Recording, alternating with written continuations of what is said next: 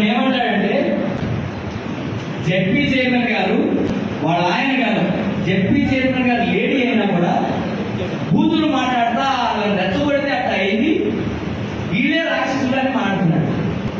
ఒకటే అడుగుతాను రవీంద్ర గారు, రాజకీయాలు పక్కన పెట్టాను, మానవత్వంగా మాట్లాడతాం.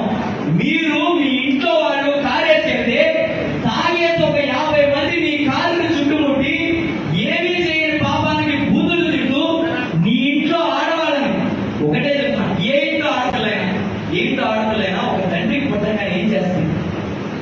నేను జాగ్రత్తగా పెరగాలి, మా నాన్న పరువుగా నన్ను ఇచ్చి ఒక ఇంటి వరకు ఇచ్చి చేయాలి, నేను బతికినంత కాలం గౌరవంగా బతకాలని జాగ్రత్తగా బతికే ఒక ఆడపిల్లని ఎవరు అనకూడని వినకూడని మాట ఎవరైనా అంటే, కట్టుకున్న భర్త ఉప్పు కారం తినేవాడు ఎవరైనా చూస్తూ కూర్చుని ఉంటాడా?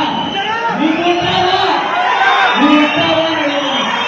ఒకటే మానవత్వంగా పార్టీలోనే ఈరోజు రాజకీయాలు ఉంటే రేపు పోతాయి. మానవత్వంగా మాట్లాడండి. ఒక ఆడపిల్లకి ఎంత ఘోరంగా జరిగితే మీరు మాట్లాడాల్సిన మాట ఏంటి? ఇది మేము ఖండిస్తున్నాం. ఎవడెవడు దీని అడగా ఉన్నాడు, పోనీ కుట్రం మేమే చేసామంటే వాళ్ళు ఎవరుంటే వాళ్ళందరినీ అరెస్ట్ చేయాలి అనే మాట తప్పితే, దీంట్లో కూడా రాజకీయాలు తెచ్చి ఇంకా ఆడపిల్లని ఇంకా ఇబ్బంది పెట్టే విధంగా మాట్లాడటం ఎంతవరకు సబబు అని ఎవరైతే మాట్లాడుతున్నారో వాళ్ళందరినీ ప్రశ్నిస్తాం.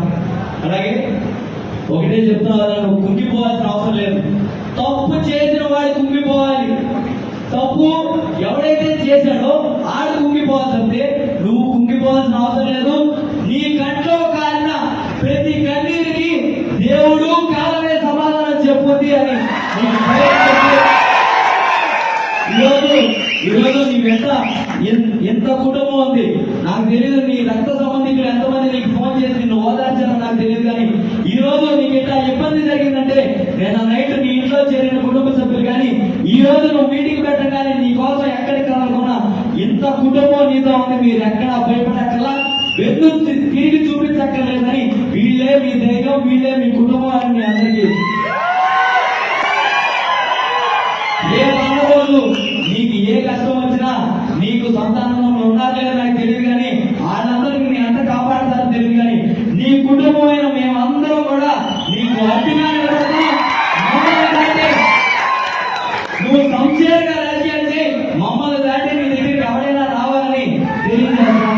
అలాగే ఈరోజు వాళ్ళు వెన్నుదన్నుగా నిలుస్తున్న ప్రతి నాయకుడికి పేరు పేరుగా ధన్యవాదాలు తెలియజేస్తా. ఇంకోటి, నేను రామన్నయ్య ఈ జిల్లాలో